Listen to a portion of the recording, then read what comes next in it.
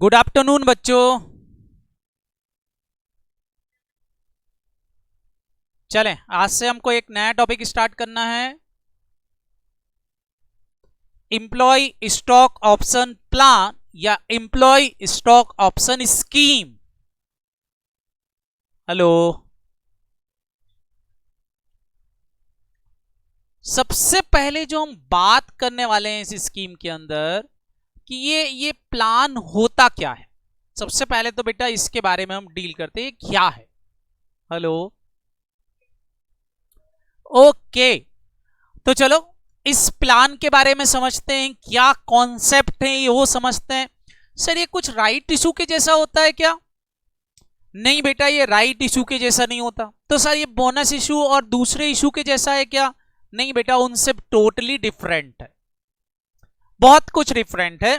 मैं अगर इसके बारे में बात करूं तो बेटा हमारे इंडिया के अंदर ईशोप जो लाने वाले थे वो थे बेटा हमारी इंफोसिस कंपनी के मालिक नारायण मूर्ति जी।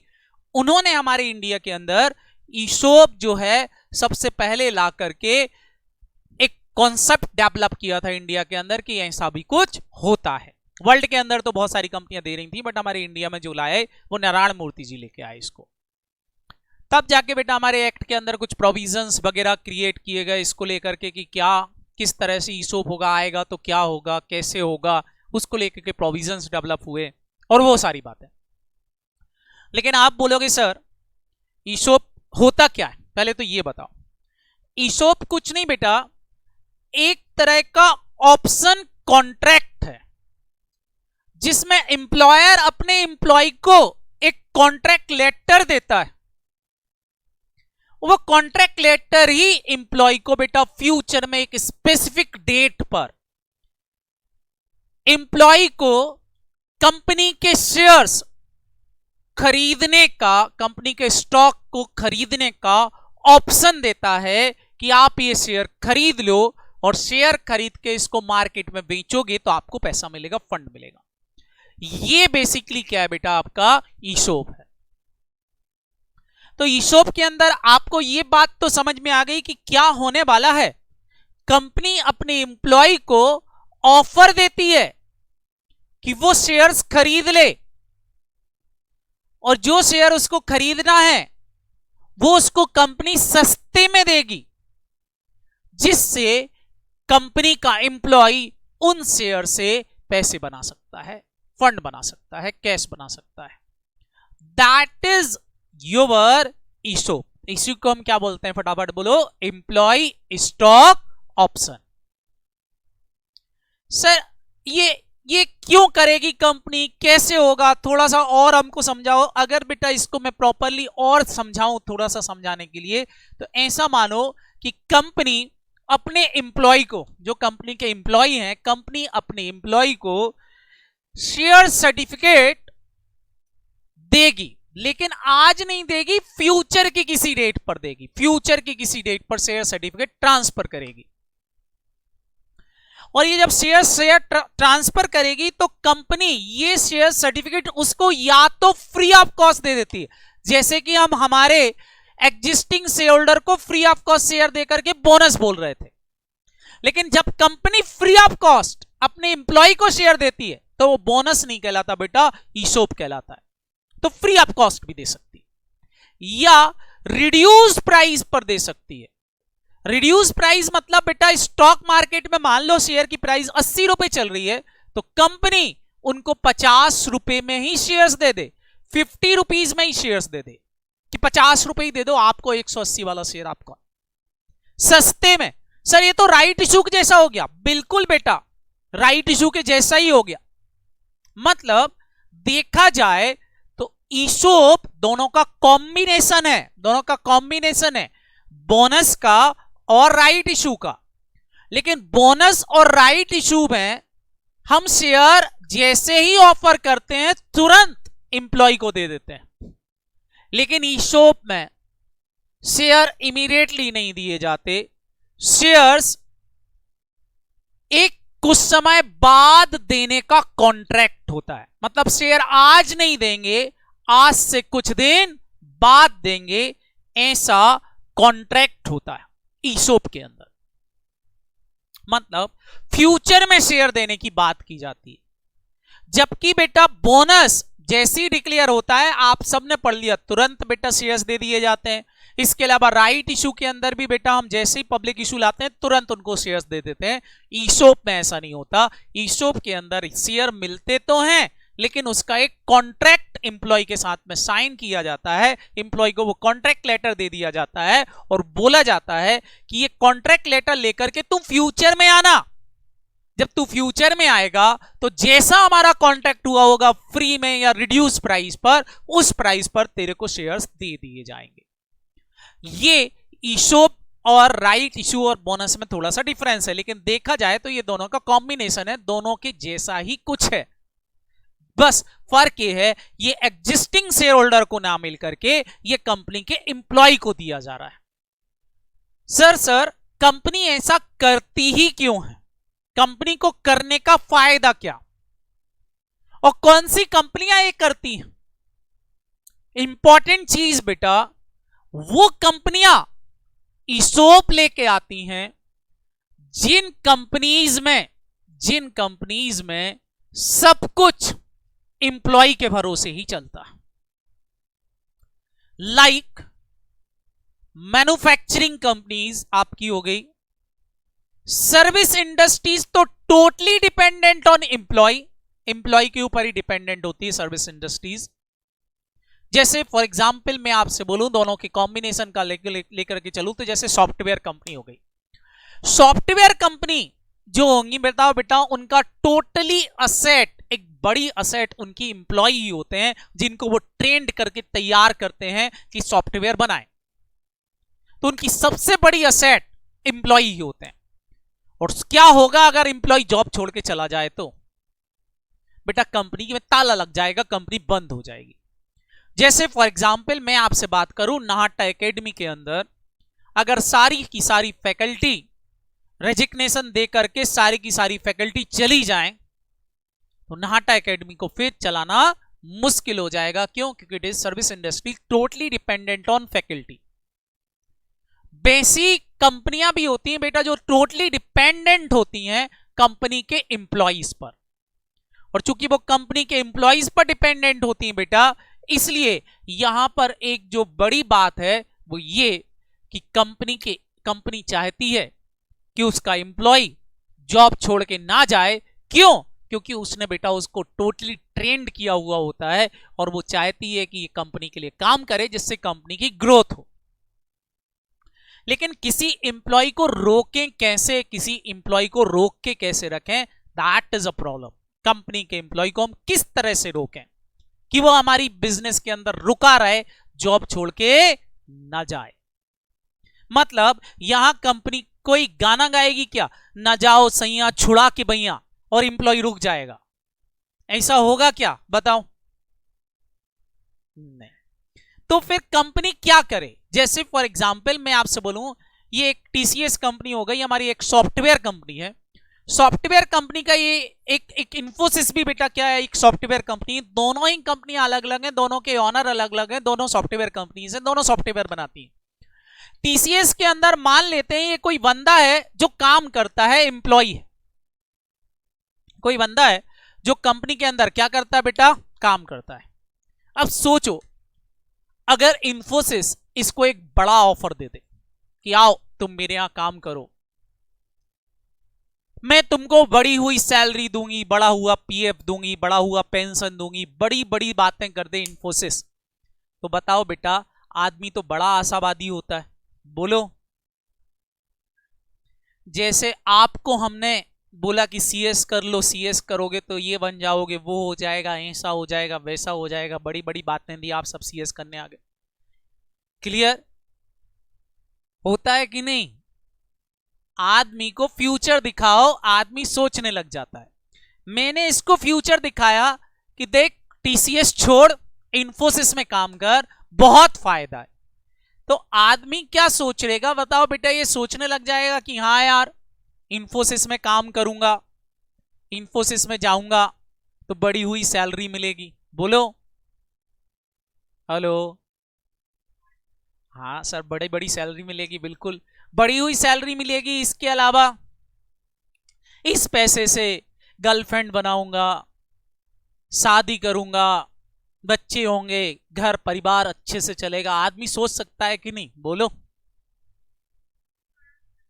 तो ये बड़ी बड़ी बातें सोच सकता है एम्प्लॉय।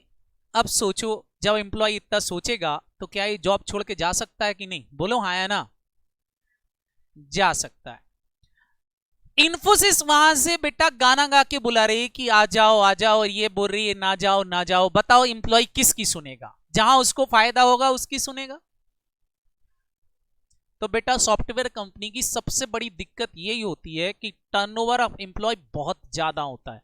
टर्नओवर ऑफ एम्प्लॉय मतलब एम्प्लॉय आता है और जॉब छोड़ के चला जाता है।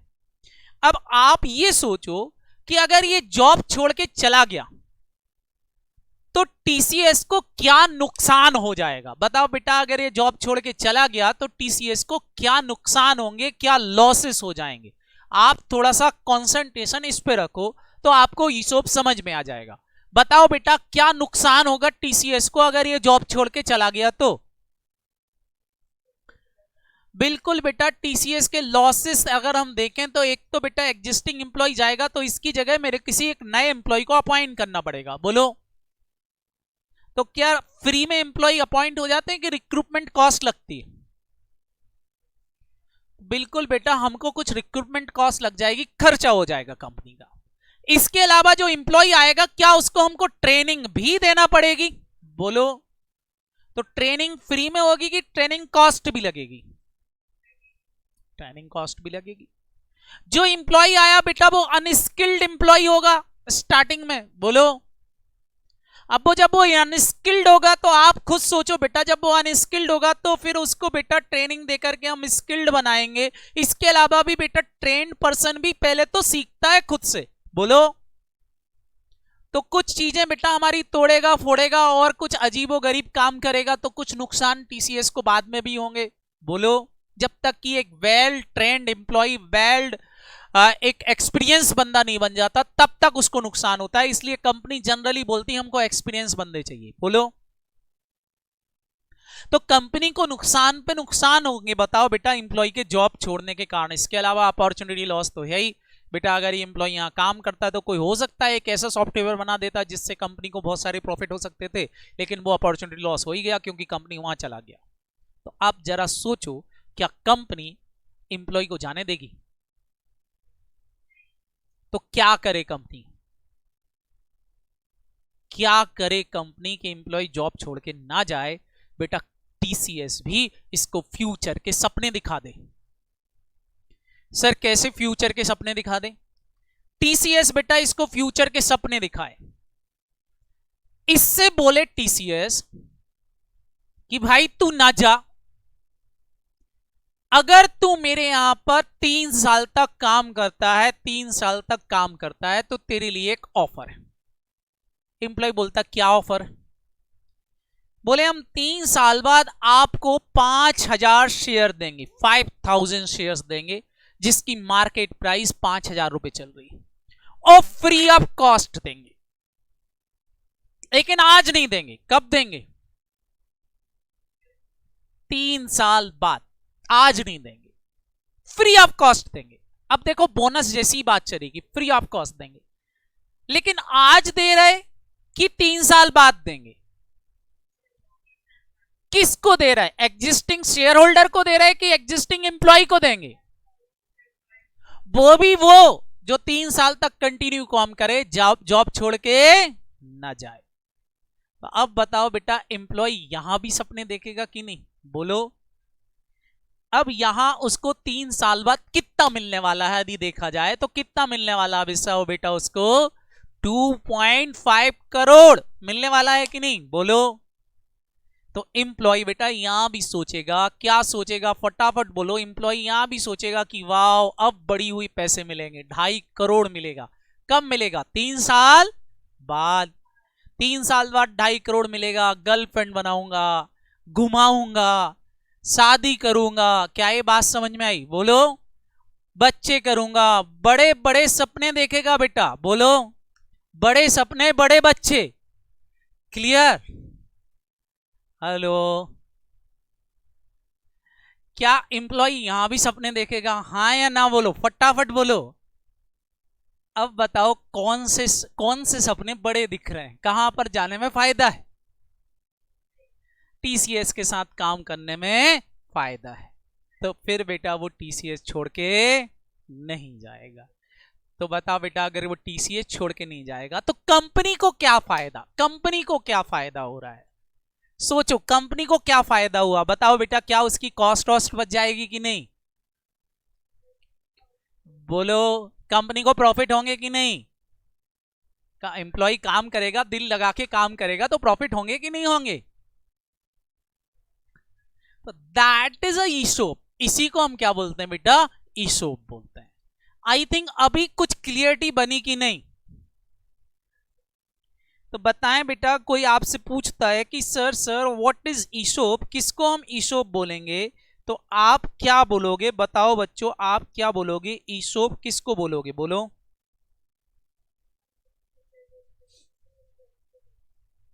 कंपनी फ्यूचर डेट पर क्या करेगी? एग्जिस्टिंग शेयर होल्डर को क्या देगी? फटाफट बोलो। शेयर्स देगी। देगी कि नहीं? आज शेयर देगी कि फ्यूचर डेट पर देगी बेटा? फ्यूचर डेट पर उसको शेयर्स मिलेंगे। वेरी गुड बेटा। तो फ्यूचर डेट पर जब कंपनी अपने एम्प्लॉय को क्या ऑफर करती है बेटा? शेयर ऑफर करती है, तो उसको हम क्या बोलते हैं? फटाफट बोलो। ईसोप। अच्छा, ये कैसे ऑफर करेगी? सारे बच्चे मेरे को बताएं कैसे ऑफर करेगी? फ्री ऑफ कॉस्ट भी हो सकते हैं और रिड्यूस प्राइस पे भी, रिड्यूस प्राइस पे भी हो सकते हैं। तो अब मेरा क्वेश्चन जो यहां पर अराइज्ड होने वाला है बेटा, जो मेरा क्वेश्चन यहां अराइज्ड होने वाला है, कि सबसे पहले हम पढ़ने वाले हैं इसके ऑब्जेक्ट क्या होंगे। क्या पढ़ने वाले हैं? फटाफट बोलो। ऑब्जेक्ट। तो आप एक हेडिंग डालें, सबसे पहले हम इसके ऑब्जेक्ट पढ़ेंगे कि क्या ऑब्जेक्ट होते हैं ईसोप के। तो पहला ऑब्जेक्ट है बेटा, to reduce the employ turnover. Employ turnover को क्या करना? सारे बच्चे बताओ क्या? रिड्यूस करना। सर एम्प्लॉय टर्नओवर कैसे रिड्यूस्ड हो जाएगा? बेटा एम्प्लॉय टर्नओवर का मतलब मैं आपको बता चुका हूं कि एम्प्लॉय जो है वो क्या करेगा? जॉब छोड़ के जाएगा, फिर नया एम्प्लॉय रखना, फिर वो जा रहा है, फिर नया रखना, इसको हम बोलते हैं एम्प्लॉय टर्नओवर। इसमें एम्प्लॉय जॉब छोड़ के क्यों नहीं जाएगा? क्योंकि हम इसमें उसको बोलते हैं शेयर आज नहीं देंगे, उसको फ्यूचर का लॉलीपॉप दिखाते हैं कि फ्यूचर में मिलेगा, तू काम करता रहे। क्या ये बात समझ में आई कि नहीं? बोलो। तो तेरे को शेयर्स मिलेगा, आज शेयर नहीं मिलेगा। तो वो फ्यूचर के लॉलीपॉप के चक्कर में बताओ बेटा आगे तक काम करता है कि नहीं? तो वो जॉब छोड़ के नहीं जाएगा, और जॉब छोड़ के नहीं जाएगा तो कंपनी की रिक्रूटमेंट कॉस्ट बचेगी, ट्रेनिंग कॉस्ट बचेगी, हेलो बोलो, अपॉर्चुनिटी कॉस्ट बचेगी, बहुत सारा पैसा कंपनी कमा लेगी इस एम्प्लॉय से। तो बताओ बेटा कंपनी को फायदा हुआ। तो पहला ऑब्जेक्ट आपको क्लियर हुआ कि नहीं? To reduce the employ turnover. Sir और क्या फायदा? सेकेंड फायदा है बेटा, to increasing the performance of a employ. Employ के परफॉर्मेंस को बढ़ा देता है ईसोप। सर एम्प्लॉय का परफॉर्मेंस कैसे बढ़ जाएगा?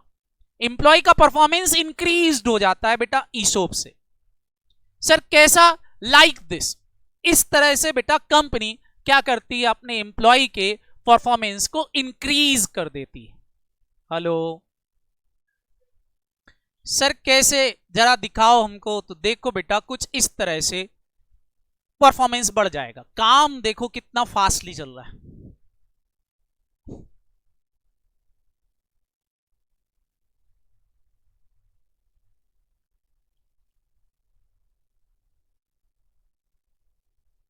कान में बोल के गया कि ईसोप मिलेगा तेरे को, काम कर, फास्टली कर।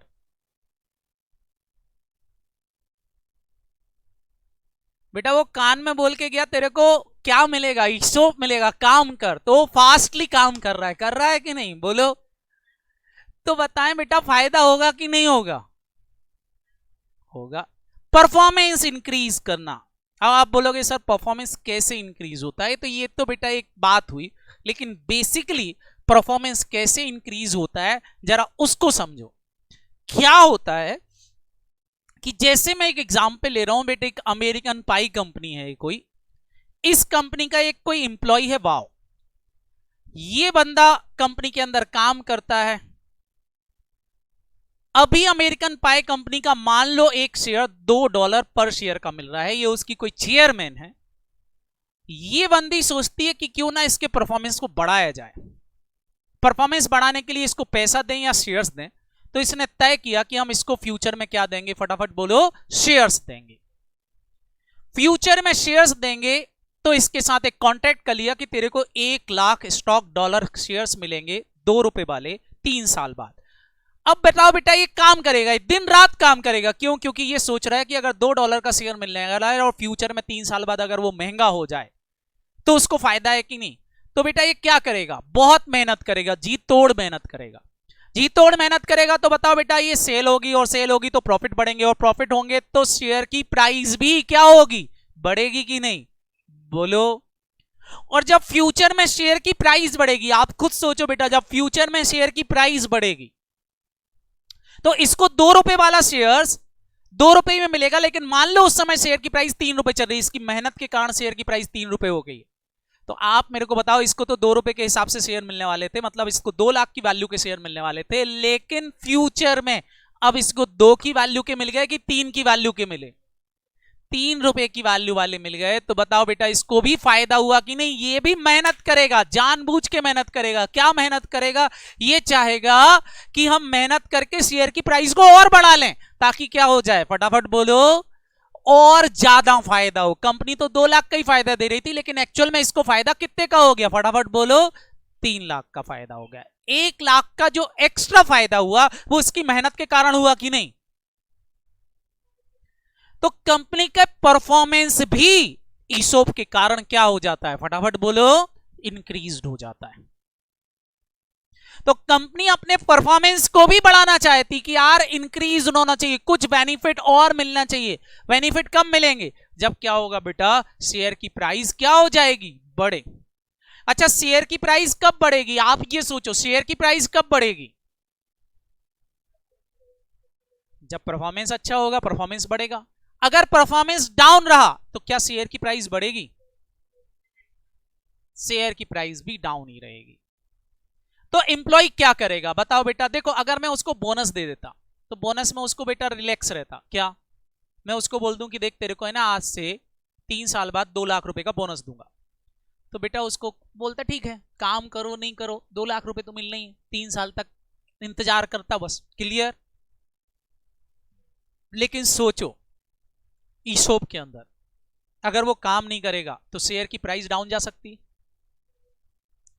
तो वो सोच रहा था 2 लाख मिलेंगे, और कब मिलेंगे, बोलो, क्लियर हुआ कि नहीं। ऐसा उल्टा भी तो हो सकता है कि शेयर की प्राइस डाउन चली जाए, काम नहीं करेगा तो शेयर की प्राइस कहां जाएगी, बोलो, डाउन जाएगी तो इसका ही नुकसान है, इंक्रीज होगी तो इसका फायदा है। तो ये दिल लगा के काम करेगा कि नहीं, बिल्कुल बेटा। ये ऐसा है जैसे आपको आपके फादर बोल दें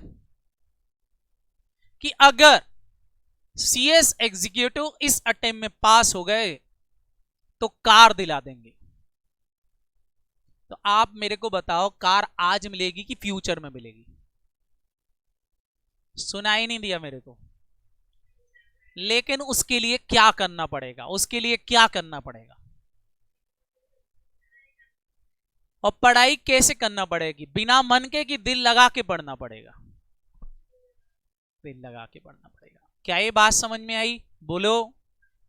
लेकिन आपके पापा ये बोलते हैं कि बेटा तुम चिंता मत करो, तुमसे एग्जीक्यूटिव पास हो चाहे नहीं हो, मैं तुमको 5 लाख दूंगा ही, चिंता मत करो। तो फिर मेरे को बताओ, क्या पढ़ो नहीं पढ़ो कोई फर्क पड़ेगा क्या, नहीं। तो ये बिल्कुल वैसा ही यहां पर है। कंपनी चाहती है कि एम्प्लॉय के परफॉर्मेंस भी इंक्रीज हो। तो इंक्रीज कब होंगे बेटा, जब एम्प्लॉय को हम फ्यूचर में शेयर देने की बात करते हैं, तो अपने आप ही एम्प्लॉय का परफॉर्मेंस क्या हो जाएगा बेटा, इंक्रीज हो जाएगा, क्लियर। क्योंकि उसको पता है कि अगर काम ज्यादा करेगा तो प्रॉफिट ज्यादा होगा, और प्रॉफिट ज्यादा होगा तो शेयर की प्राइस बढ़ेगी, और शेयर की प्राइस बढ़ेगी तो फायदा उसी का है। क्योंकि उसको तो फिक्स शेयर मिलने वाले हैं। बोलो, क्लियर हुआ? तो to increasing the performance of employ, company के एम्प्लॉय के परफॉर्मेंस को बढ़ाने के लिए भी कंपनियां क्या लाती हैं? फटाफट बोलो, ईसोप लाती। तो ईसोप के कारण परफॉर्मेंस भी क्या हो जाता है? इंक्रीज हो जाता है। कई बार बेटा कंपनियां कंडीशंस भी डाल देती कि तेरे को 3 साल बाद शेयर तो देंगे, लेकिन शेयर तभी देंगे जब कंपनी का प्रोडक्शन इंक्रीज हो जाएगा, सेल्स इंक्रीज हो जाएगा। कंपनी ने परफॉर्मेंस कंडीशंस भी डाल दी। जैसे आपके फादर आपको कंडीशन डाल दें, 12th क्लास के अंदर डाल देते थे कि तेरे को बाइक दिलाएंगे, लेकिन परफॉर्मेंस बढ़ना चाहिए। पिछले साल तेरे 90% बने थे, नेक्स्ट ईयर इस साल तेरे 95 से ऊपर जाएंगे तो तेरे को बाइक मिलेगी। तो मेरे को बताओ, कंडीशन क्या है? पास ही नहीं होना है, परसेंटेज भी बनाना है। बोलो, और वो कब बनेंगे? जब क्या होगा? परफॉर्मेंस बढ़ाओगे। तो कई बार बेटा कंपनियां टाइम लिमिट के साथ साथ परफॉर्मेंस बढ़ाने की कंडीशन भी उस ऑप्शन कॉन्ट्रैक्ट के अंदर लिख देते हैं। ऑप्शन कॉन्ट्रैक्ट समझ पा रहे हो कि नहीं? बोलो। उसके अंदर ये बात नोट डाउन कर दी जाती है कि देख भाई, तेरे को शेयर चाहिए ना, शेयर मिलेंगे, लेकिन तेरा परफॉर्मेंस अच्छा होना चाहिए। क्लियर? तो ही शेयर मिलेंगे, नहीं तो शेयर नहीं मिलेंगे। Is that clear? सर और क्या फायदे हैं? 2 फायदे मैंने आपको बता दिए, सारे बच्चे बताएं कौन कौन सा ऑब्जेक्ट। पहला ऑब्जेक्ट क्या था? To reduce the employ turnover. इसका फायदा क्या? रिक्रूटमेंट कॉस्ट बचती है, ट्रेनिंग कॉस्ट बचेगी, स्किल्ड एम्प्लॉय काम करेगा, लॉसेस कम होंगे, बहुत फायदे। क्लियर है कि नहीं? दूसरा मैंने फायदा बताया, to increase the performance of employ.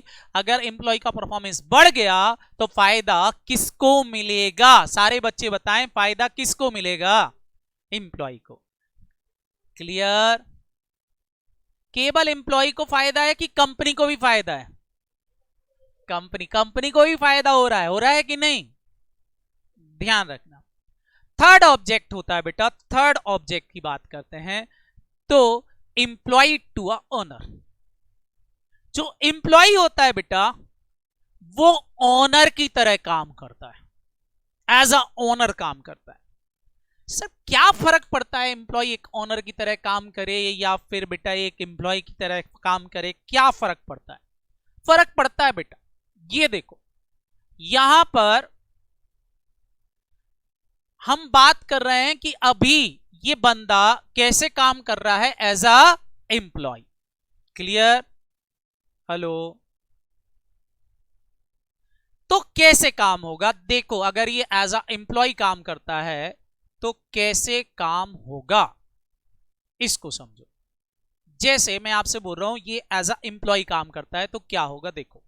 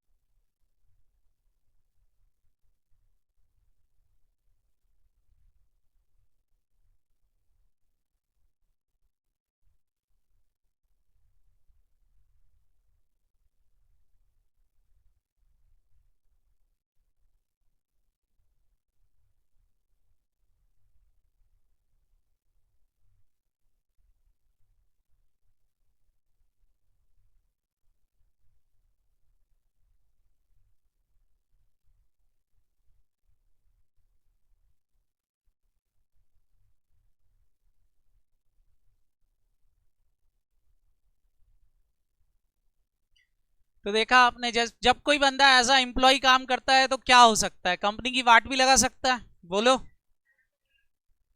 तो दैट्स अ प्रॉब्लम। लेकिन सोचो, अगर यही बंदा, कोई बंदा एज अ एम्प्लॉय नहीं, खुद का धंधा समझ के, खुद का मालिक समझ के काम करे, एज अ ओनर कोई काम करता है, तो जब वो एज अ ओनर काम करेगा तो क्या होगा?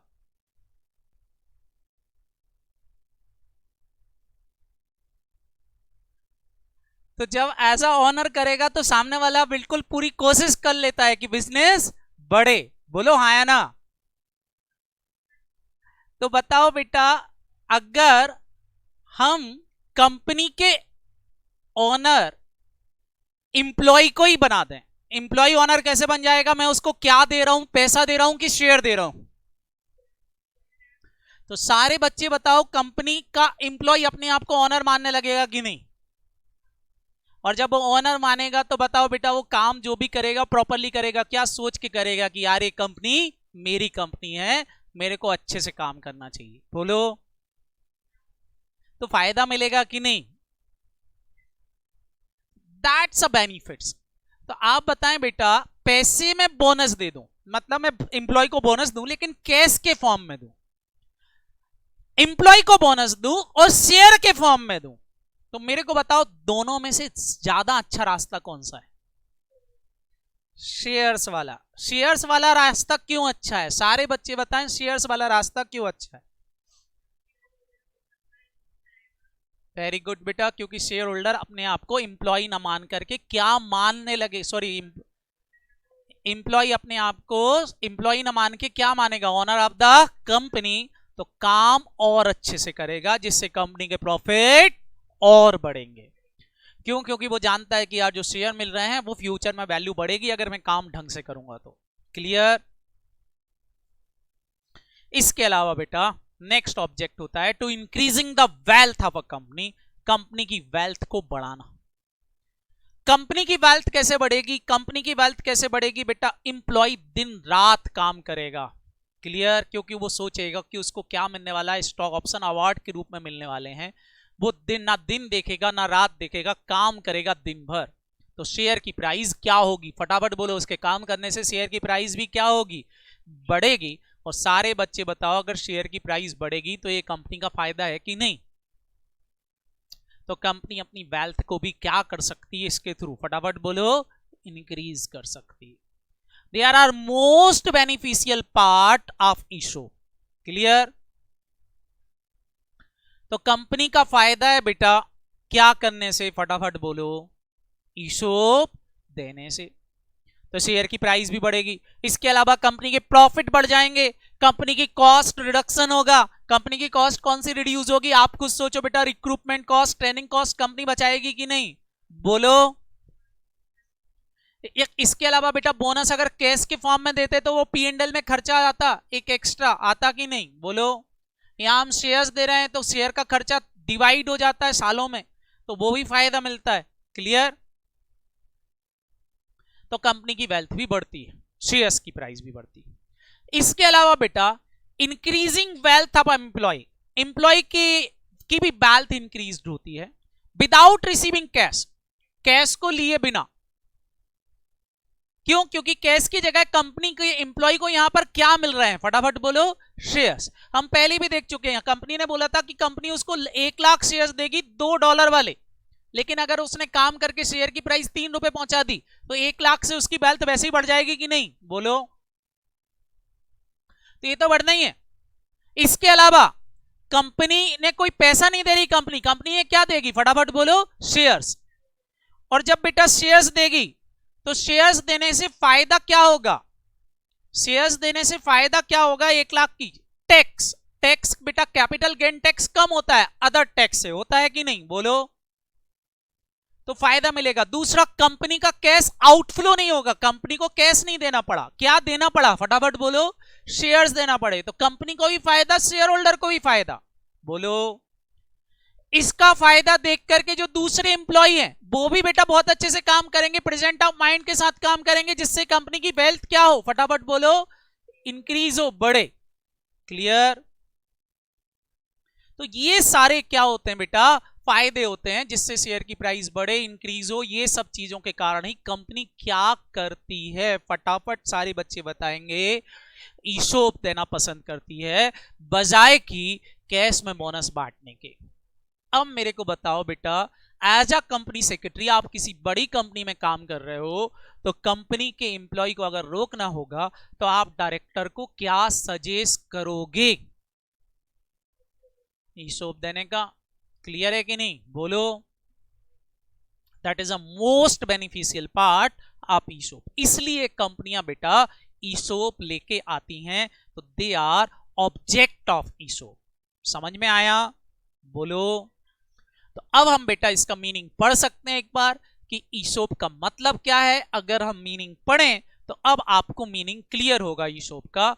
Employ stock option plan is an option given to director, officer or permanent employee of a company or its subsidiary in India or outside India or of holding company or associate company of a company to purchase or subscribe the securities offered by a company at a future date at concessional price or free of cost generally।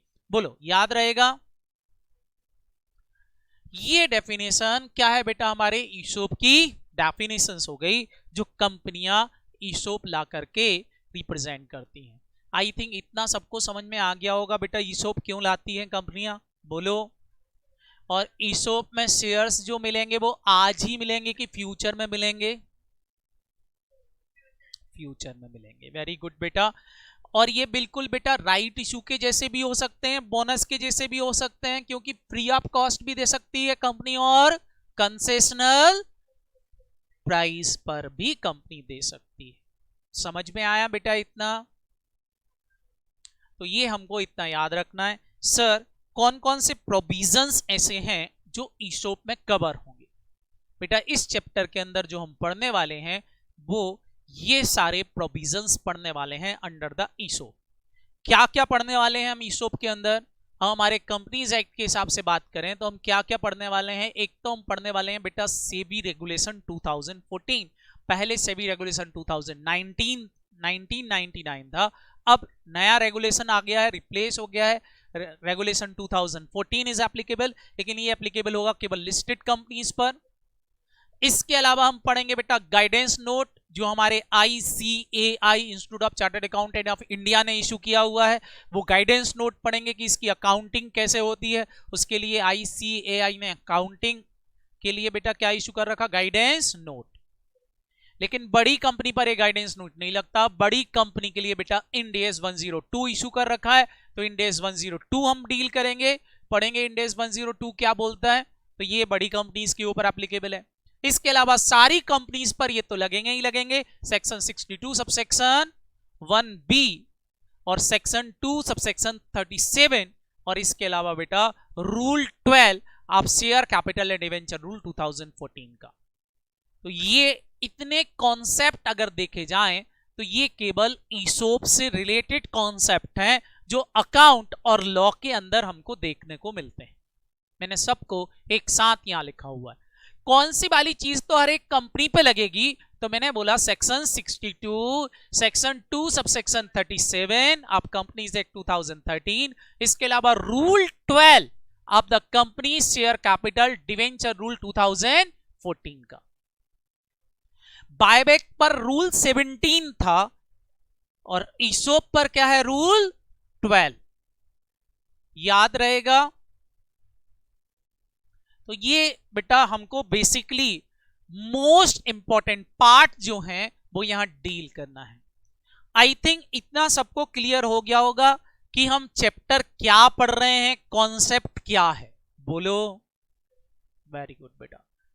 तो चलो बाकी हम कल deal करेंगे, इतना आप पढ़ के आओगे। अच्छा, गुडविल के कितने चैप्टर देख चुके हो पहले ये मेरे को बता दें सभी बच्चे। 5 लेक्चर